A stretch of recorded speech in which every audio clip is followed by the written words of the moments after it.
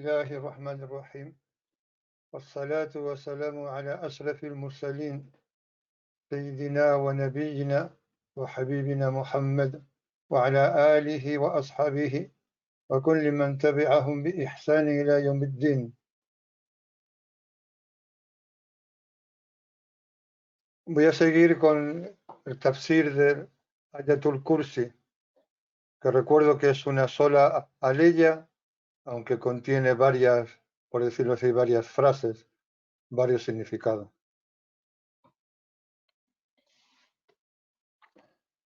Y vamos a seguir con la siguiente frase en la que Allah subhanahu wa ta'ala dice: Lahu ma fis samawati wa ma fil ard. Suyo es cuanto hay en los cielos y cuanto hay en la tierra. Con esta frase Allah está confirmando su cualidad de Qayyum, aquel que se mantiene a sí mismo y que mantiene todo lo demás, al afirmar que todo cuanto hay en los cielos y en la tierra le pertenece, es suyo. Eso también implica que Él es el único, la única divinidad, el único Dios, el único poseedor, el único rey, el único que tiene poder. Implica una posesión absoluta de cuanto hay en los cielos y en la tierra, incluidos a todos los seres que existen en ellos. En la Suratul Hajj, la ley 64, hay otra aleya que dice lo mismo y añade algo más que es bastante significativo y que completa el significado. Dice Allah: Lahu ma fis samawati wa ma fil ard. Suyo es cuanto hay en los cielos y cuanto hay en la tierra. Wa inna Allaha lahu al-ghaniyyul hamid. Y en verdad Allah, y hay la hua es alam, de la hua es de énfasis, de afirmación, y en verdad que Allah es el ghani al-hamid, es el autosuficiente, es el rico, el digno de alabanza. Cuanto hay en los cielos y en la tierra, no hay nada en los cielos y en la tierra que no sean dependientes y siervos de Allah subhanahu wa ta'ala, que no sean sus esclavos. Hay una palabra en árabe para designar esclavo que es mamluk, que significa poseído, el plural es mamalik, que es de la raíz de al-mulk, el dominio de Allah, del malik, del rey. Incluso los ángeles, al-malaika, pertenecen a esa raíz en su etimología. Y en este poseer cuanto hay en los cielos y en la tierra, no tiene copartícipe. Nadie participa de esa posesión en nada. Esto es importante comprenderlo. En esa posesión que Allah tiene de cuanto hay en los cielos y en la tierra, que le pertenece por completo, no hay copartícipe, no hay asociado. Nadie participa de esa posesión en ninguna parte, en ningún aspecto, en ninguna proporción. Y Él es el Ghani, aquel que no necesita de sus criaturas, cuando son sus criaturas las que necesitan de Él. Y el digno de alabanza. El digno de alabanza porque todo lo que reciben sus criaturas, todo el favor, todos los dones, empezando por la existencia, son favor de Allah. Hay otra aleya del Corán donde deja claro esto, que ya la vimos hace un tiempo. Ya ayyuhan nasu antumul fuqara'u ila Allah. Allah se dirige a toda la gente. O vosotros, oh gente, ya ayyuhan nas, antumul fuqara'u ila Allah. Vosotros sois los que necesitáis de Allah. Al fuqara, los pobres, los que estáis en necesidad de Allah. Wallahu huwa al-ghaniyyul hamid. Mientras que Allah es el rico, el que no necesita, el autosuficiente, el digno de alabanza. La siguiente frase de esta Ayatul Kursi, de esta aleya, que es la señora de las aleyas del Corán, que es una aleya que todos debemos aprender, memorizar, si es posible, y aprender sus significados, recitarla mucho, que es una ley muy importante. La siguiente frase es en la que dice: "Man dha alladhi yashfa'u 'indahu illa bi'iznih". Es una especie de interrogación. ¿Quién es aquel que intercede o que intercederá, que podrá interceder ante él si no es con su permiso? Esa expresión, "man dha alladhi", es un poco como cuando en castellano decimos: ¿quién, quién se atreverá a, o incluso en expresiones populares como cuando decimos: ¿quién es el guapo que hace esto, que es capaz de hacer esto? Allah dice: "Mándale yashfa'u". ¿Quién será capaz, quién podrá interceder ante él si no es con su permiso? Aquí Allah deja claro que nadie tiene acceso a cambiar nada de lo que él ha decretado y de lo que él ha decidido. Que no hay posibilidad de intercesión o de apaciguar o de calmar su enojo, de mitigar su orden y mucho menos estorbarla por obstinación o intentar escapar de ella. Y esta frase del Ayatul Nur, perdón, de Ayatul Kursi, tiene que ver con que los mushrikun, los asociadores, los que asociaban divinidades con Allah, pretendían, porque ya en la época preislámica, como la llamamos, la gente conocía a Allah, el nombre de Allah existía, hablaban de Allah, sabían que Allah era el Dios por excelencia, pero adoraban otros dioses con la pretensión de que intercedieran por ellos ante Allah. De hecho, hay una ley del Corán donde deja esto claro, en la que dice: "Alá lillahi dinul halis, alá lillahi dinul halis". ¿Acaso no le pertenece a Allah la adoración o la obediencia pura 100%? "Walladhina ittakhadhu min dunihi awliya", y aquellos que han adoptado, que han tomado aparte de él awliya, amigos o inter- amigos o defensores o aliados. Y ahora es como si ellos hablaran. "Ma na'buduhumu", no los adoramos, "illa liyuqarribuna ila Allahi zulfa", sino para que nos acerquen a Allah en proximidad. Esa es una de las pretensiones de la gente del shirk, de asociar con Allah, que pretenden que aquello con lo que asocian a Allah es un medio para llegar a Allah. Puede interceder por ellos ante Allah. Pero Allah deja claro que nadie intercede si no es con su permiso. Y con esto se refiere, en primer lugar y sobre todo, a la intercesión del profeta sallallahu alaihi wasallam.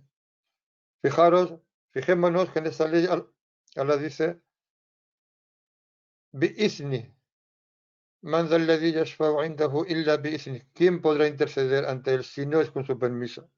Y hay otra ley en la que Allah dice, hablando de sallallahu alaihi wasallam, que lo envió da'iyan ilallah, da'iyan ilallah, como uno que llama a Allah, que llama a la adoración de Allah, bi'iznihi, con su permiso.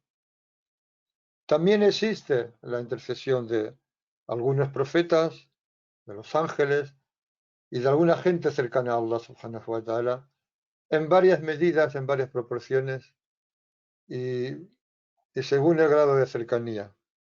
Pero la intercesión esencial, la que más nos afecta, es la intercesión del profeta sallallahu alaihi wasallam. Y esa intercesión del profeta sallallahu alaihi wasallam va unida a lo que Allah dice de él en el Corán y que llama al-Maqam al-Mahmud, la estación, la posición Mahmud, digna de alabanza. Es curioso que todo gira, muchas cosas del din, esenciales como la palabra con la que Allah empieza su libro, que es Alhamdulillah, la alabanza pertenece a Allah, el propio nombre de su profeta, que es Muhammad o Ahmed o Hamid o Mahmud, todos tienen que ver con la raíz de Hamd, de alabanza. Y aquí hablamos del Maqam al-Mahmud. Allah dice en el Corán, Asa an yab'athaka an yab'athaka rabbuka maqaman mahmuda. Asa, quizás, pero ese quizás, cuando lo dice Allah en el Corán, significa seguridad, significa que Allah se está de alguna manera obligando a sí mismo. No es una duda, no es un tal vez, sino que es seguramente, con toda certeza, que Allah te hará resurgir, que tu Señor, dice la ley para hacerlo todavía más cercano y más íntimo, tu Señor te hará resurgir en una estación maqaman mahmuden, digna de alabanza. Se dice que hay varias opiniones sobre qué es el Maqam al-Mahmud. Todas son complementarias. La que aquí más interesa es que se refiere a la intercesión. Según el hadith de Ibn Umar, que Allah está complacido con él y con su padre Umar, en el que dice, le preguntaron al mensajero de Allah, sallallahu alaihi wasallam, acerca del Maqam al-Mahmud, la estación digna de alabanza, o la posición digna de alabanza. Y dijo, Huwa shafa'a, es la intercesión. En el Bukhari hay otro hadith en el que sallallahu alaihi wasallam dijo, la gente, en el día del levantamiento, la gente se constituirá o se harán, se transformarán en montones, es decir, en grupos. Cada umma, cada comunidad, seguirá a su profeta, diciendo, oh fulano, llamando por el nombre de su profeta, oh fulano, intercede por nosotros. Así, hasta que, dice Sallallahu Alaihi Wasallam, hasta que la intercesión llegará a mí. Y ese es el Maqam al-Mahmud. Hay un hadith más largo en el que la gente le pide a Adam que interceda por ellos y Adam les dice que ese día Allah tiene un enfado como nunca ha tenido, tiene un estado de majestad y de enojo como nunca ha tenido y no se atreve a interceder porque él desobedeció a Allah. Y ese acto de desobediencia le hizo tener que descender del jardín. Y va a Musa salam y se acuerda de que mató a un hombre. Antes había ido, la gente había ido a Ibrahim, que se acordó de que tuvo que mentir, se vio forzado a mentir en 3 ocasiones, y así hasta que llegan a Sallallahu Alaihi Wasallam. Y recordar la importancia de este día, en el que todo el mundo estará diciendo Nafsi, Nafsi, yo, ay de mí, excepto Sallallahu Alaihi Wasallam, que estará diciendo Ummati, Ummati, mi umma, mi umma. Ese hadith hace una referencia directa a eso y tiene que ver con la intercesión.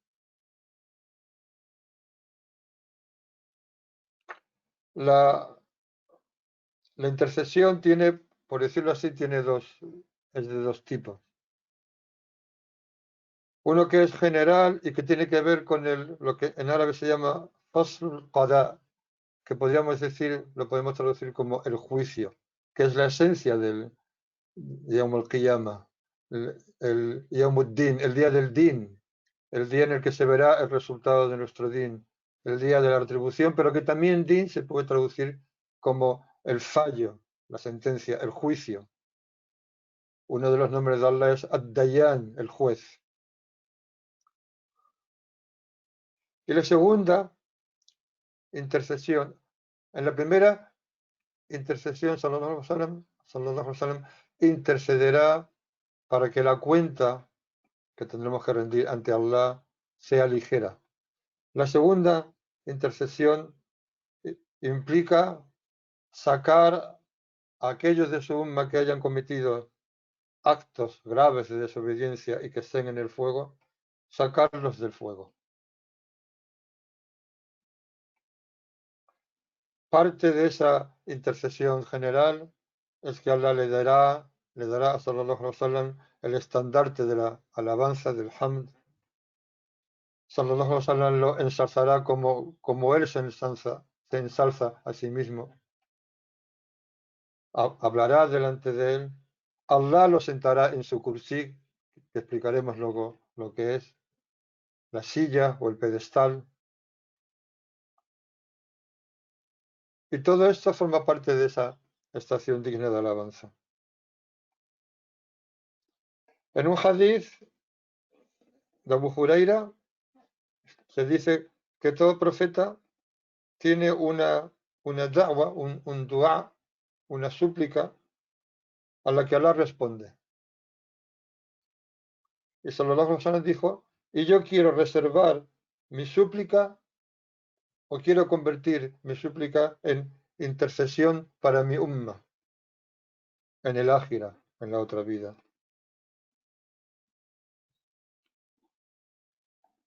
Dijo alguien, al-Nuri, uno de los ulama, gente de conocimiento, que la intercesión son 5 cosas. Una es eh, aliviar el terror que producirá en el día del levantamiento tener que comparecer ante Allah. Nosotros no podemos imaginar qué es eso, pero en los hadices se habla de la palabra haul, que en árabe quiere decir terror, será terrorífico, porque Allah se manifestará con toda su majestad y, como se ha dicho antes, tendrá un enojo que nunca ha tenido, o como quiera que sea, y Allah sabe más. Entonces, lo primero será aliviar ese estado de terror. El segundo elemento en el que entrará la intercesión de Sallallahu Alaihi Wasallam es hacer entrar a una gente en el jardín sin tener que rendir cuentas. Biduni hisab. Él intercederá para que una gente de su umma pueda entrar en el jardín sin necesidad de tener que rendir cuentas, que es mucho. Otro es interceder por una gente a los que se le ha hecho rendir cuentas, se les ha tomado la cuenta y en virtud de esa cuenta merecen el castigo de Allah. Y Sallallahu Alaihi Wasallam intercederá para que no sean castigados. Otro elemento de la intercesión muy importante es interceder para que Allah saque del fuego, haga salir del fuego a aquellos que desobedecieron en esta vida, pero que murieron o que fueron conscientes durante su vida de que La ilaha illallah Muhammad Rasulullah. Reconocieron que la ilaha illallah, que no había nada digno de adoración excepto Allah y que Muhammad era el mensajero de Allah. Y a pesar de eso, desobedecieron, cometieron todo tipo de actos graves y Sallallahu Alaihi Wasallam intercederá para que Allah los saque del fuego. Y el último nivel de la intercesión es que intercederá para que Allah eleve los grados de la gente del jardín. Para que Allah a la gente del jardín los eleve aún más en grados. De manera que es una intercesión completa.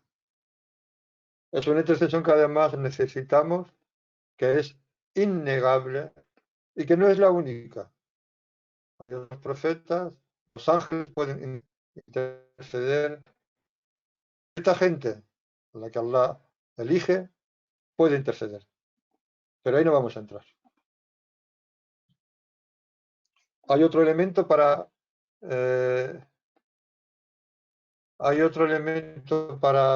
acceder a la intercesión de Sallallahu Alaihi Wasallam, que es hacer salat por él.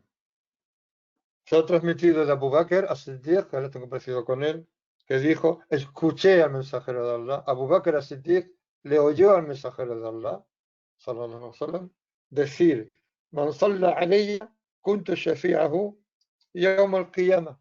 El que hace salat por mí, seré su intercesor en el día del levantamiento. Allahumma salli ala Sayyidina Muhammad. No es difícil, es una palabra fácil. Allahumma salli ala Sayyidina Muhammad. En todas sus variantes. Es una acción que Allah siempre acepta. Contrariamente al resto de las acciones. Hacer salatu ala nabi no cuesta nada, es muy fácil. Es una acción que Allah acepta. Cuando dices Allahumma salli ala Sayyidina Muhammad, Allah hace salat por ti. Y el salat de Allah vale más que todo lo que hayas hecho en esta vida, todos los actos de obediencia, y te haces acreedor de la intercesión. Esa intercesión que no sabemos en qué grado la necesitaremos, pero seguramente que la vamos a necesitar. Hay también una intercesión que es entre los seres humanos y a la que Allah hace mención en el Corán y que debemos tener en cuenta porque es importante. La ley del Corán dice lo siguiente: Man yashfa' shafa'atan hasanatan yakun lahu nasibun minha. Aquel que intercede con una intercesión buena, es decir, aquel que intercede por otro para librarlo de alguna dificultad, intercede por otro ante alguien o para reconciliar a dos personas, yakun lahu nasibun minha, tendrá una parte de ese bien que haga, de esa intercesión, que no es poca cosa. ومن يشفع شفاعة سيئة يكن له كفل منها. Y aquel que interceda con una mala intercesión, aquel que meta cizaña entre dos personas, aquel que vaya a hablar mal de alguien a otro con la intención de enemistarlos, tendrá kiflun minha. Ahí la palabra, en el primer caso dice nasibun minha, una parte de. Ahora dice kiflun minha, que lo traducimos igual, una parte de ella. Pero hay un matiz. Nasibun es en lo positivo y kifl es en lo negativo. Y solo se puede apreciar cuando se tiene la gente que tiene conocimiento del árabe. Pero basta con decirlo. وَكَانَ اللَّهُ عَلَى كُلِّ شَيْءٍ مُقِيتًا. Y la ley termina diciendo, y Allah tiene poder y es testigo de toda cosa. Si tú intercedes por alguien para bien, tienes una parte de ese bien, de esa intercesión. Y eso forma parte también, porque en realidad, desde un punto de vista, si tú intercedes por alguien ante otro, ante otra persona, en realidad, de alguna manera, puesto que las criaturas son siervos de Allah y son dependientes absolutos de Allah, estás intercediendo ante Allah por esa persona de alguna manera. No es la intercesión de Sallallahu Alaihi Wasallam en la otra vida, no es la intercesión eh, que es absolutamente con permiso de Allah, pero también es con permiso de Allah, porque cuando llevamos a cabo una acción de bien, Allah es el que nos da permiso para hacerla, porque si Allah no quisiera no la haríamos, no la infundiría en nosotros. Porque ¿qué es lo que te lleva cuando tú de pronto te ves en una situación en la que ves a alguien que está en una dificultad y decides que vas a interceder por él, que le vas a ayudar? ¿Quién te mueve a ello? ¿Quién pone en tu corazón ese impulso? No eres tú, no somos nosotros. Allah nos pone eso en nuestro corazón. Lo que tiene que ver también con la frase de Ayatul Kursi, muy directamente. Luego continúa diciendo, يَعْلَمُ مَا بَيْنَ أَيْدِيهِمْ وَمَا خَلْفَهُم. Sabe lo que hay delante de ellos y lo que hay detrás, en todos los sentidos. Conoce el futuro, lo que ha de venir en otra vida, lo que dejan atrás en esta vida. Conoce lo que les va a pasar en el futuro y lo que han hecho antes. Conoce absolutamente todo. Y luego, para dejarlo más claro todavía, añade, وَلَا يُحِيطُونَ بِشَيْءٍ مِنْ عِلْمِهِ إِلَّا بِمَا شَاءَ. Y no abarcan nada de su conocimiento sino lo que él quiere. Y deja claro a Allah subhanahu wa ta'ala que el conocimiento es el suyo. Cuando Allah subhanahu wa ta'ala se describe a sí mismo en el Corán, se describe a sí mismo en el Corán con sus nombres articulados, definidos, como por ejemplo Al-Alim o Al-Hay, cuando antes decíamos Huwa Al-Hay, él es el Hay, quiere decir, él, en un sentido, él es el único viviente. Y si Allah dice Al-Alim, él es el único que sabe. El único conocimiento es el conocimiento de Allah, que además en su persona no está dividido. El conocimiento que Allah tiene de sí mismo y el conocimiento que Allah tiene de sus criaturas es un único conocimiento, no son dos conocimientos. Incluso las cosas que conoce no son las cosas las que le facilitan el conocimiento. No conoce a través de las cosas, él conoce directamente. Él es el que tiene el conocimiento. Y por eso dice, وَلَا يُحِيطُونَ بِشَيْءٍ مِنْ عِلْمِهِ. No abarcan nada de su conocimiento, إِلَّا بِمَا شاء, excepto lo que Allah quiere. Eso es como cuando los ángeles dicen en el Corán, cuando Allah les ordena que se postren ante Adam y ellos de pronto no lo entienden y le preguntan, etcétera, etcétera, y acaban diciendo, قالوا سبحانك لا علم لنا إلا ما علمتنا إنك أنت العليم الحكيم. Dijeron, gloria a ti, subhanak, tú estás por encima de asociarte cualquier cosa o de atribuirte cualquier atributo de la creación, de cualquier imperfección. Gloria a ti, la ilma lana, no tenemos más conocimiento illa ma alamtana, que aquel que nos has enseñado. Innaka anta al-alim al-hakim. En realidad, en verdad que tú eres el alim, el que sabe, el hakim, el sabio.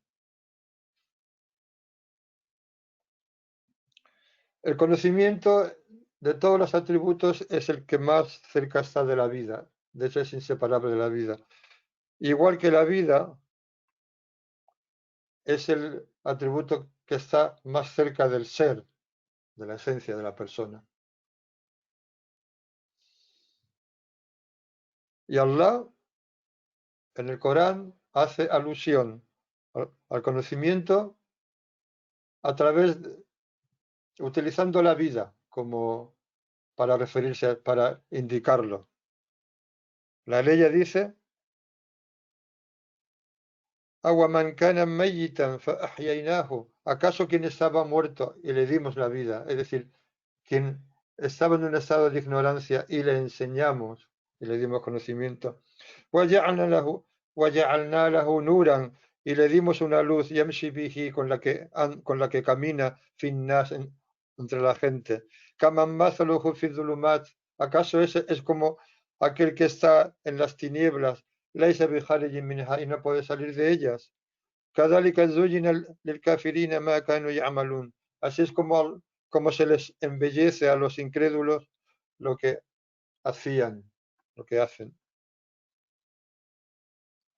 Y la Surat Ar-Rahman, ¿cómo empieza la Surat Ar-Rahman?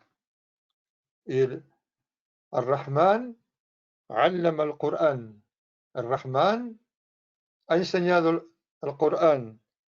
Khalaqa al-insana allamahu al-bayan. Ha creado al hombre y le ha enseñado al-bayan. Le ha enseñado a expresarse, a hablar, a darle nombre a las cosas. El lenguaje es lo que nos hace poder eh, explicarnos el mundo, poder definir las cosas del mundo. Las palabras nos hacen distinguir una cosa de otra.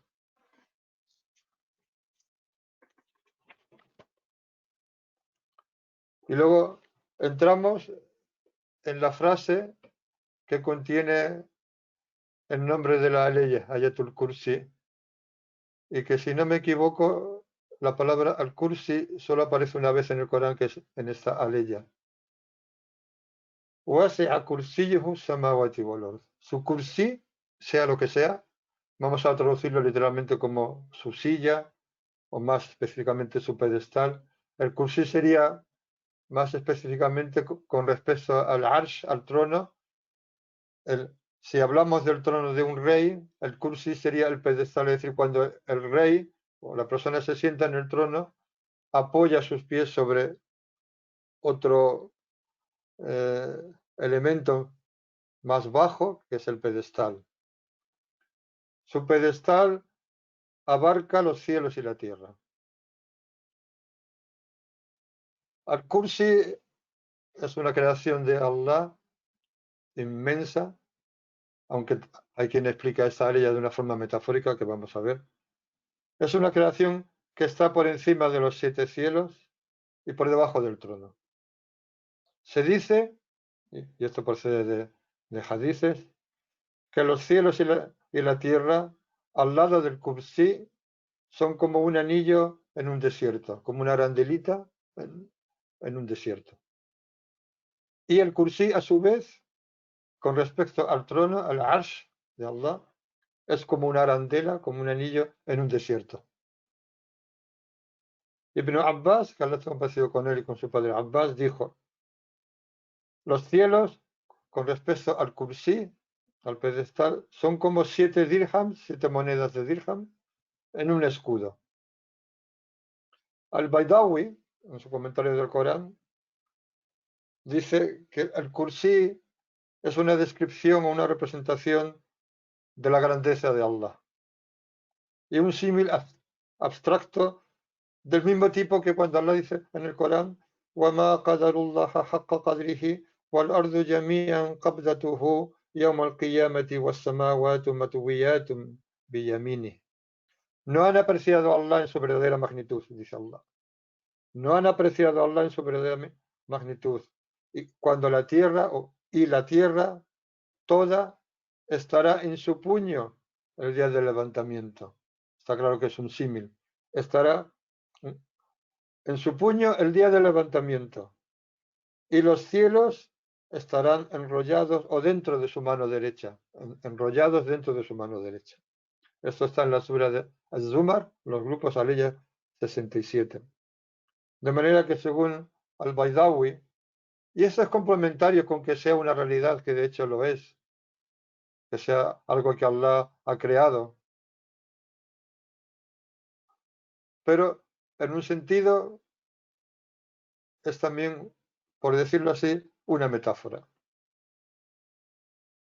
Una metáfora que puede ser de su conocimiento, del conocimiento de Allah, o de su dominio, de su poder, y la palabra se habría tomado como cuando en árabe se dice al-kursi del ilm, que es lo que en nuestra lengua sería la cátedra, la silla del catedrático, del maestro, o la del rey.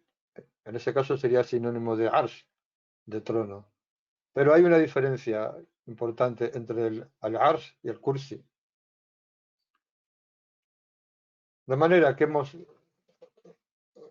decimos, volvemos a insistir, que es un cuerpo que está ante el trono, debajo del trono, que abarca, que rodea los 7 cielos, por lo que hemos dicho antes que procede del hadith.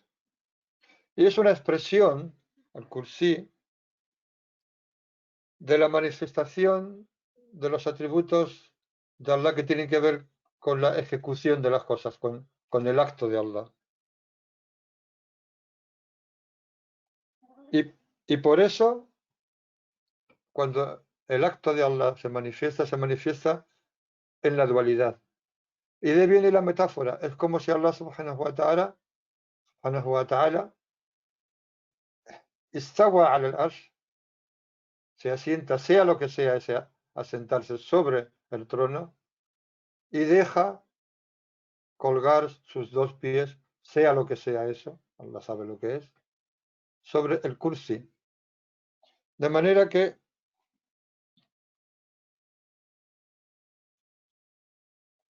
en el caso del arsh, y aquí voy a recurrir a lo que explica Sheikh Ibn Arabi en el Futuhat al-Makkiyah, en el que dice: Allah creó al kursi en el seno del arsh, dentro o debajo, según como se quiera expresar. Estamos hablando de realidades que desconocemos, en las que ni el espacio, ni el tiempo, ni la descripción son lo que podemos imaginar. Solo es una indicación, una alusión. Dice, de una forma cuadrada, como suponen que es el arsh, y descuelga en él sus 2 pies, que no es otra cosa que la alusión a la dualidad en la que él expresa su creación. Entonces, en el arsh, en el trono, la palabra de Allah es una.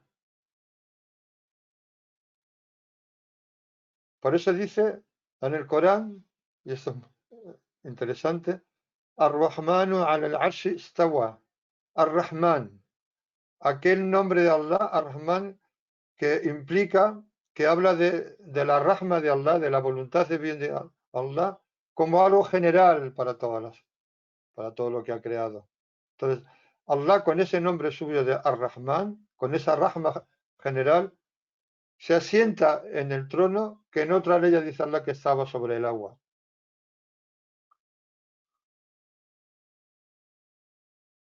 Pero luego, en el kursí, en el pedestal, donde suspende sus dos pies, y no es que Allah tenga pies, es simplemente una forma de hablar que alude a la manifestación de la orden de Allah a partir del kursí en términos de dualidad.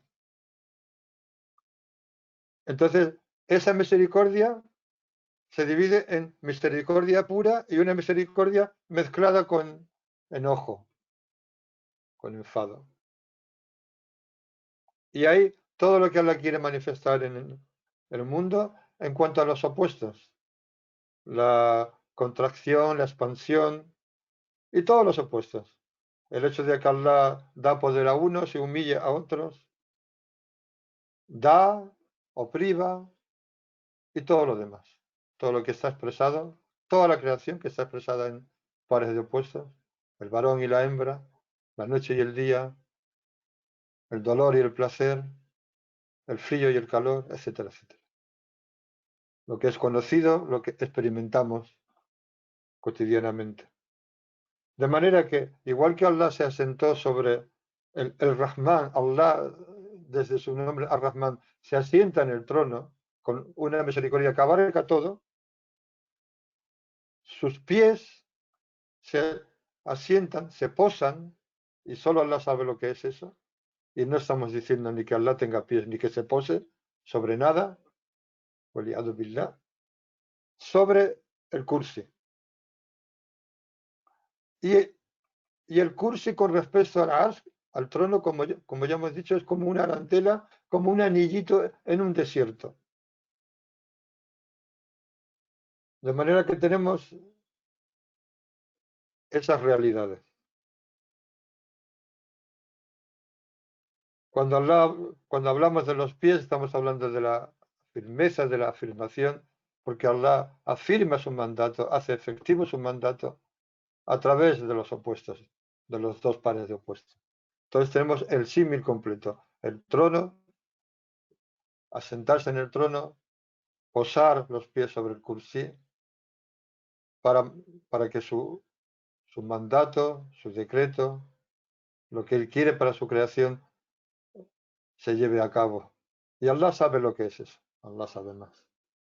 Allah sabe lo que es eso, pero Allah le da acceso a esas realidades, a esas verdades, a gustar esas verdades a aquellos de sus siervos que Él quiere. Y no hay ningún requisito. No se necesita una inteligencia especial, se necesita una himma, una aspiración, un anhelo especial, quererlo. Tampoco es el objetivo de nuestro camino, no es el objetivo del din.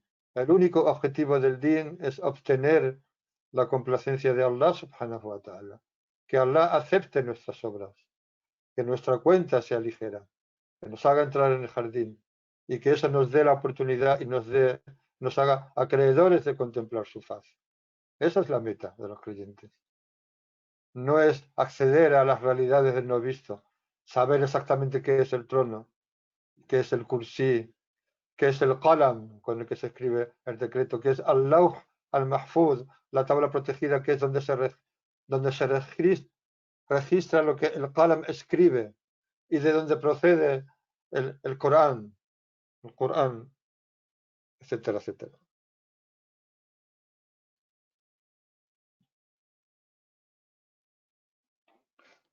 Luego dice, وَلَا يَؤُودُهُ حِفْظُهُمَا وَهُوَ الْعَلِيُّ الْعَظِيمُ. Y no le resulta difícil, fatigoso, penoso conservarlos, los cielos y la tierra, mantenerlos. Y ese mantener tiene que ver con lo que aparecía al principio de la aleya. Allahu la ilaha illa Allahu la ilaha illahu al-hayyul qayyum, al-qayyum, que se mantiene a sí mismo y mantiene toda su creación. Mantener los cielos y la tierra, conservarlos, protegerlos, no le resulta no le causa ninguna fatiga. Porque antes había dicho Allah, la ta'khudhuhu sinatun wa la nawm, no se apodera de él ninguna somnolencia, ninguna flojera, ninguna debilidad, ni el sueño. Wa huwa al-aliyyul azim. Y ahora habla de dos nombres de Allah que son importantes, como todos los nombres de Allah.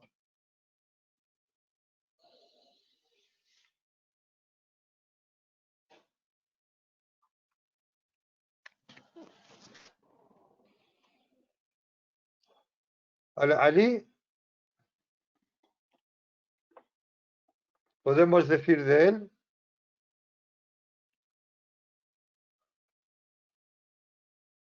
que es aquel que está por encima de que los intelectos puedan comprenderlo o captarlo o entender. Es el que está por encima de todas las cosas, el que está más allá de todas las cosas. Cualquier cosa que tú consideras elevada, Allah está por encima de ella. Y es aquel que no, que los intelectos, que nuestra capacidad no puede llegar a él. De manera que aquel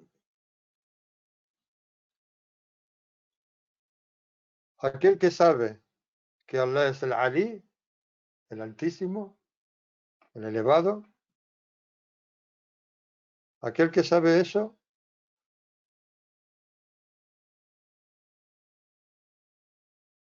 se eleva por encima de toda cosa, no con una elevación física, y eleva su himma por Allah, eleva su anhelo, su aspiración por Allah, y hace que todos sus estados sean elevados.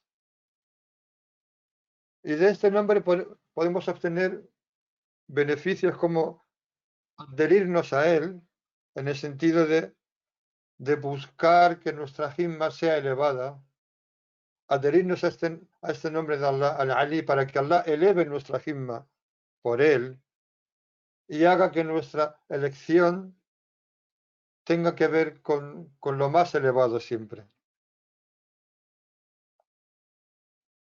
De manera que no elijas nada ni de este mundo ni del otro, sino que elijas llegar a la complacencia de Allah, como hemos dicho antes. Y no, y no te apoyes en tus estados en otro que Él. Y este nombre de Allah lo podemos adoptar como cualidad de carácter, inclinándonos en todo lo que hacemos hacia lo más elevado, buscando la perfección, el ihsan, en todo lo que hacemos. Hay un hadith en el que sallallahu alaihi wasallam dijo: Inna Allah yuhibbu ma'ali al-umur. En verdad Allah ama los asuntos elevados o la elevación en los asuntos. Que cuando hacemos algo busquemos lo más elevado y detesta lo bajo, lo inferior. Sayyidina Ali, que Allah ennoblezca su rostro, dijo: la elevación de la himma, del anhelo por Allah, de la aspiración, forma parte del imán, de la creencia.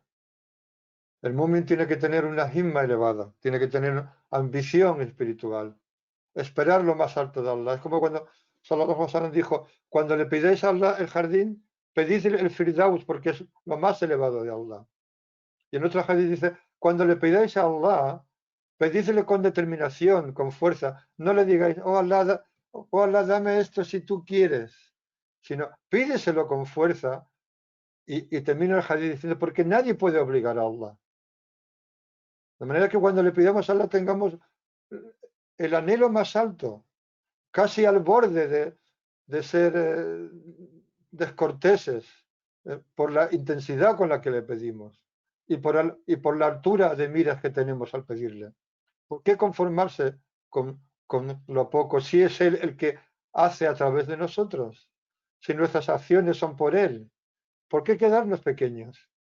Si Él nos quiere grandes, ¿por qué limitarnos a nosotros mismos? Cuando le pidáis a Allah, dijo sallallahu alaihi wasallam, el mejor de las criaturas de Allah, pedidle el Firdaus porque es lo más elevado. Y luego elevar nuestra himma por encima de los seres fenoménicos, por encima de las formas, de las apariencias, para acceder al mundo de los espíritus, al mundo de los significados, que está ahí, que está al lado, porque las formas solo son los contenedores que contienen los significados, que es el contenido.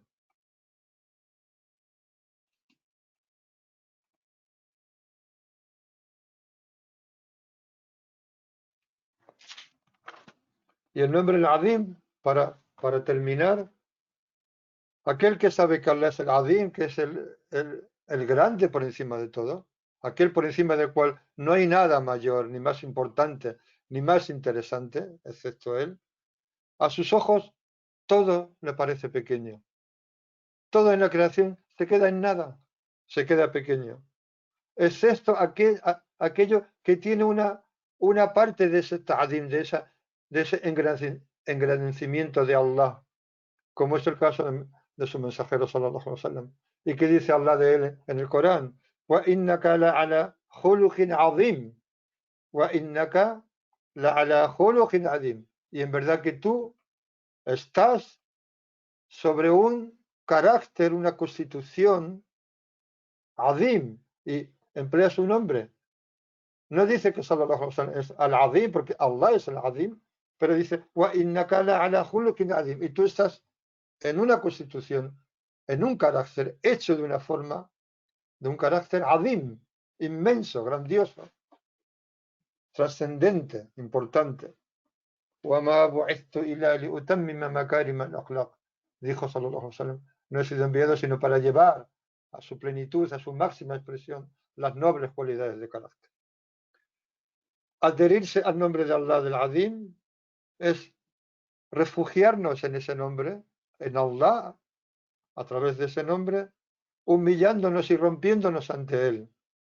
El que no se rompe ante Allah, el que no se cae abatido en arrepentimiento cuando comprende lo grave que es haber ofendido a Allah al desobedecerlo por su grandeza.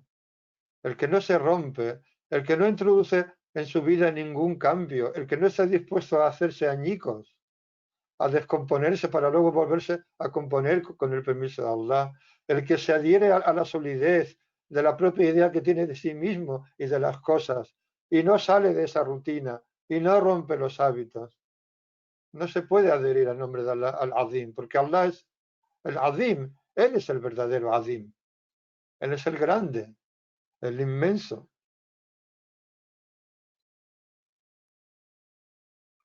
Y así es como te unes al camino de los salihin, de los rectos y de los virtuosos, de los abrar. Y adoptas el nombre de Allah del Azim, estando por encima de cualquier atributo que sea vil, que sea bajo, no permitiéndote a ti mismo caer en cualidades de carácter bajas o viles, elevándote siempre por encima de ti. Incluso, aunque por supuesto que habrás de caer en ello, pero te levantas otra vez y te adhieres a la grandeza de Allah para que cubra tu insignificancia, hasta que esos atributos bajos desaparecen y ocupan su lugar atributos dignos de alabanza que están conectados con la sunna, porque la sunna no es otra cosa que eso. Entonces tu rango, tu posición ante Allah se hace también grande. Y recordad el hadith, recordemos el hadith en el que sallallahu alaihi wasallam dijo que Allah es para nosotros lo que nosotros somos para Allah, lo que Él es para nosotros. Yo estoy en la opinión que mi siervo tiene de mí. Si alguien quiere saber cuál es su valía, su valor ante Allah, es muy sencillo. Si tú quieres saber lo que vales para Allah, mira en tu corazón lo que Allah vale para ti. Y si Allah es lo primero en tu corazón, si Allah es la prioridad, si Allah es lo primero, tú también eres lo primero para Él. Es así de grande, así de inmenso y así de sencillo. No es difícil, es quererlo. Como decía nuestro Sheikh Abdelkader Sufi en uno de sus discursos, hablando del camino, decía, no es difícil, tampoco es fácil, solo tenéis que quererlo, solo tenemos que quererlo. Allah es el Ali, el Adim, Allah es el Altísimo, el Grandioso. Si queremos, Allah quiere. Inshallah ta'ala.